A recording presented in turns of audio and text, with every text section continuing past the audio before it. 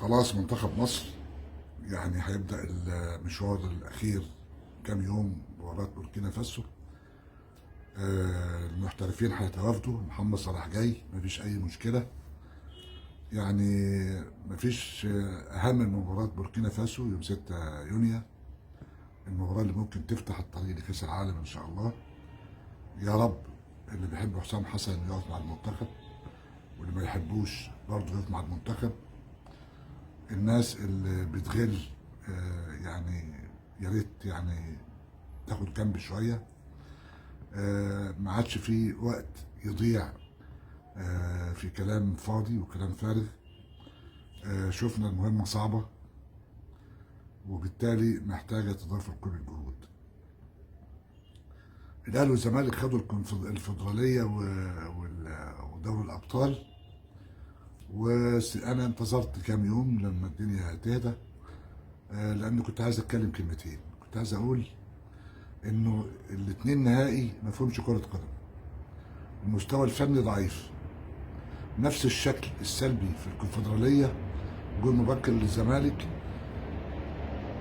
ثم معاناة شديدة جدا جدا. نفس القصة، جول مبكر اكتر للاهلي والمعاناة كانت اشد. احنا بنقول النهايات تكسب ولا تلعب، ماشي مفيش اي مشكلة، لكن مفيش كرة خالص، مستوى ضعيف على هذه الدرجة. الاهلي والزمالك ما قدموش كرة قدم تشير الى ان هم يعني قطبي الكرة المصرية. ما قدموش حاجة تأكد ان الدوري او الكرة المصرية او المسابقات المحلية بتقدم لعيبة، وكل ده جاي قبل الماتش المهم بتاع بوركينا فاسو. يعني اللي قال ان احنا ما عندناش كرة قدم ما كدبش، واللي قال ان ما فيش لعيبة كتيرة ممكن تساعد المنتخب ده كلام مظبوط. مستوى الكرة المصرية متواضع إلى أقصى درجة، والدليل الأهلي والزمالك. المدرجات اللي اتملت في ماتشين الزمالك ونهضة بركان والأهلي والترجي كان مشهد حلو جميل.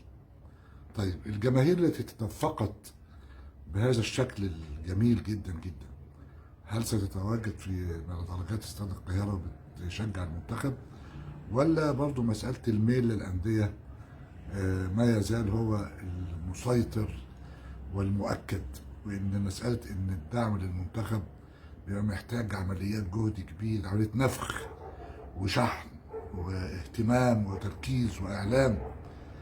أعتقد إنه يعني إذا استاد القاهرة ما اتملاش في مباراة المنتخب بنفس الشكل اللي اتملت بيه جماهير الاهلي والزمالك في ماتشين ما فيهمش كوره، هيبقى فيه طبعا يعني شكل مش جميل، واشاره على ان المساله يعني وصلت لحاله مرضيه مستعصيه. اتمنى ان احنا ما نشوفهاش.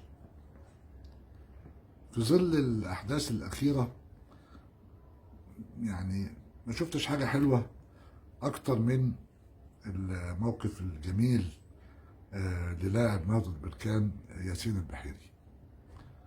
حاجة ما شفناهاش في ملاعب قبل كده، بالعكس.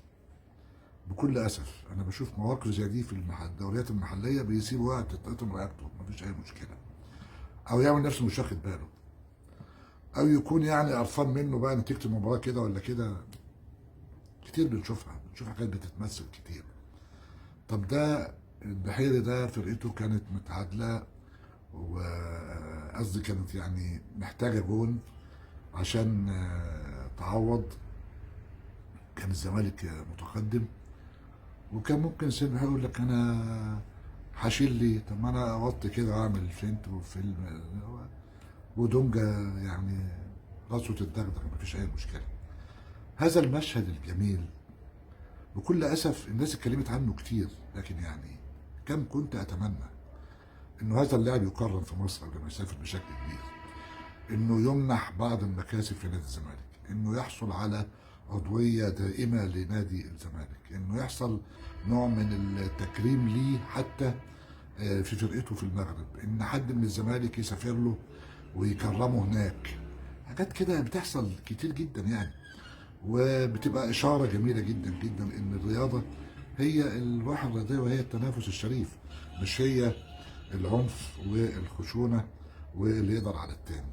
المشهد ده يعني يدرس، واعتقد انه يعني يمكن فات عليه ايام كتيره، لكن كلنا بنحب نتفرج عليه وبنسترجع المشهد وبنشوفه. بالعكس انا الصوره دي يعني ممكن تكبر، ها، وتتحط كنموذج للامانه، تتحط بقى في نادي الزمالك، تتحط في اتحاد الكوره. لكن يعني مفيش شك ان اللي حصل من اللعيب المحترم يعني ياسين البحيري يستحق عليه كل شكر وتقدير واحترام، ويستحق ايضا التكريم اللي لسه ما شفناهوش. شكرا لحضرتك.